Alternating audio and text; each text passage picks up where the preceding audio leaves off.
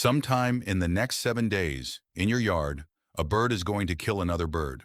Not a hawk, not a cat, not any predator you would expect. One of the birds you see every single morning at your feeder, a sparrow, a starling, a wren, is going to find a rival of its own species, and it is going to end that bird's life in dense vegetation somewhere on your property. Before you wake up, in under 15 seconds, and an hour later you will walk past the exact spot where it happened without knowing anything occurred there. This is not rare.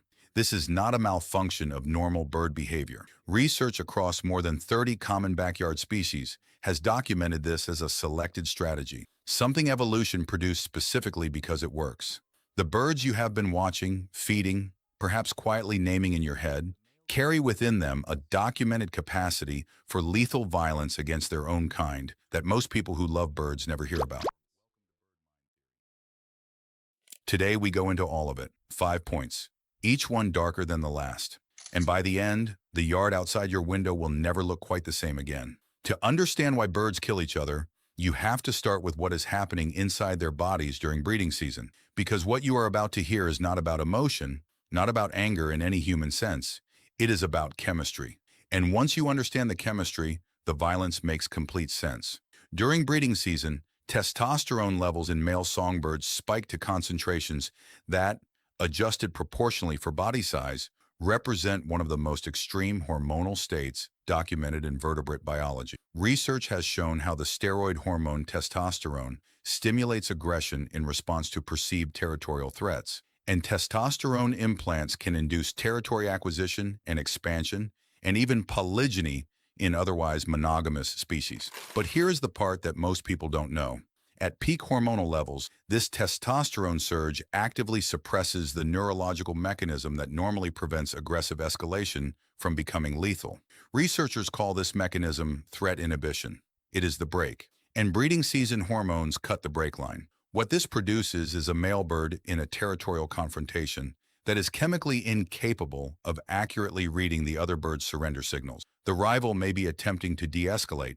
The submissive postures may be present. Every signal that would normally end the fight may be firing, and the bird receiving those signals cannot process them correctly because its hormonal state has altered the sensitivity of the neural circuits that would act on them. The fight continues past the point where one of them can survive it. For decades, classical animal behavior science assumed that killing a rival of your own species was too evolutionarily costly to be a stable strategy, that animals had evolved to stop short of killing because keeping a rival alive and subordinate was more useful than eliminating them. The data on birds has dismantled that assumption. Aggressive defensive resources, including attacks on conspecifics more often than birds of other species, is now recognized not as an aberration, but as an evolved strategy selected for in specific ecological and social conditions. It is the system working exactly as designed. Most people's mental image of a bird fight is two birds flapping near a feeder for a few seconds, one retreating, the matter resolved. That is a dominance display. It is not a fight. A dominance display is the equivalent of two people making eye contact across a room until one looks away. No contact, no injury, no meaningful cost to either party. It is the system working efficiently, establishing rank without paying the price of actual combat. A real territorial fight between two male birds of matched rank looks nothing like this.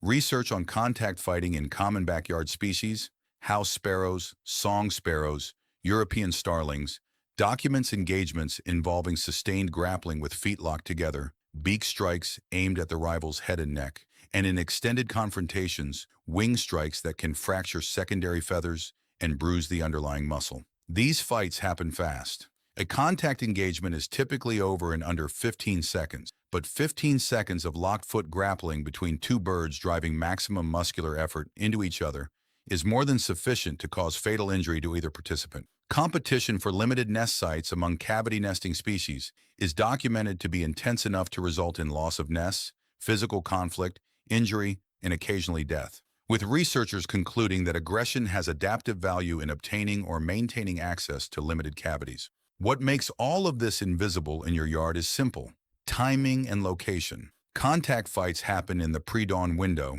between first light and full sunrise, when territorial pressure is highest and human presence in the yard is lowest. They happen in the interior of shrubs, in dense low vegetation at the margins of your property. They are over before you would have registered what was happening, and the body, if there is one, disappears within hours. For the same reasons, every dead bird disappears from your yard without you ever finding it. You have been living beside this for years. You just never had the language to see it. Now let's name them, because the birds responsible for documented lethal conspecific violence are not exotic species. They are the birds at your feeder this morning. The house sparrow is one of the most thoroughly documented conspecific killers in North American suburban yards. Research has documented that replacement female house sparrows regularly commit infanticide, and that experienced females commit infanticide more frequently than newer females, specifically targeting polygynous males to take over their nests. Male house sparrows enter the nesting cavities of rivals and kill the occupants, chicks, and in documented cases the brooding female, not in fights over food, but as a direct territorial takeover strategy. This behavior appears across urban, suburban, and rural populations, and is not a response to unusual conditions. It is a standard behavioral option these birds exercise whenever a nest cavity is at stake. The European starling does the same.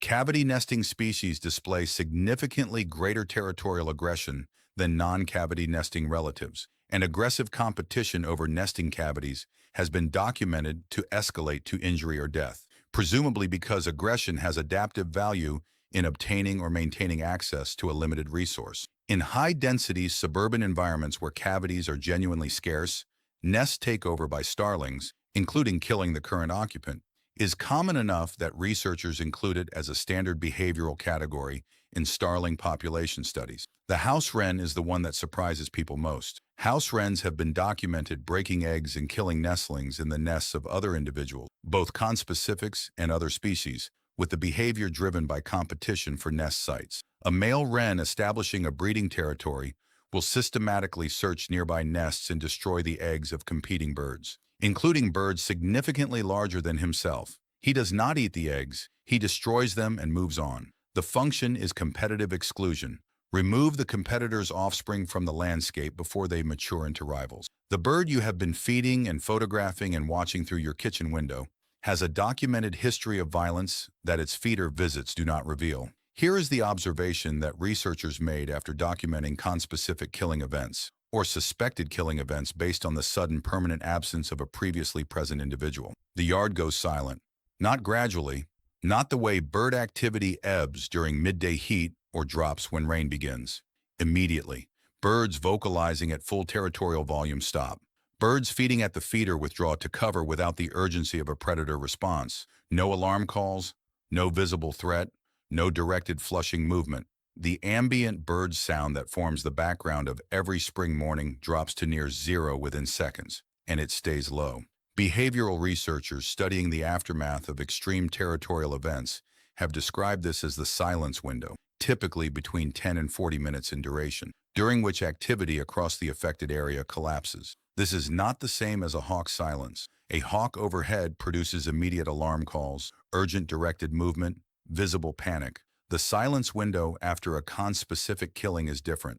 There are no calls. There is no visible cause. The birds are simply gone from open space into cover, quiet, waiting for something none of them can define, but all of them have registered. Research on avian social response to within-group violence has found measurable increases in vigilance behavior and reductions in foraging activity in bird populations in the vicinity of conspecific killing events, persisting well beyond the event itself. The information has propagated through the local population through behavioral signals too subtle for human observers to parse, but entirely legible to every bird in the vicinity. Something happened here. The yard knows it.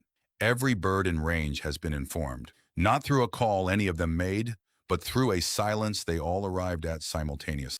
The next time a bird that had been appearing regularly at your feeder stops appearing, consider the full range of explanations, not only the ones that feel comfortable to consider. Here is what you are actually looking at when you watch your feeder on a spring morning. Not a peaceful scene, a dominance hierarchy operating under constant pressure, with real violence at its margins and lethal outcomes at its extremes. The birds feeding together in the morning light are the ones who won their pre-dawn confrontations, who successfully held their territories through the night, who are chemically primed for escalation if the wrong bird lands in the wrong spot at the wrong moment. the sparrow on the left edge of the feeder, the wren in the shrub 3 feet away, the starling on the fence post monitoring everything. If this changed what you see when you look at your feeder, subscribe right now, because every week on this channel we go this deep into what is actually happening in the yard outside your window. Tell me in the comments, have you ever witnessed a bird confrontation that seemed more serious than a normal feeder dispute? What species? What happened after? I read every single comment, and share this with someone who thinks their backyard birds are peaceful, because after this video, they will never see that morning scene the same way again.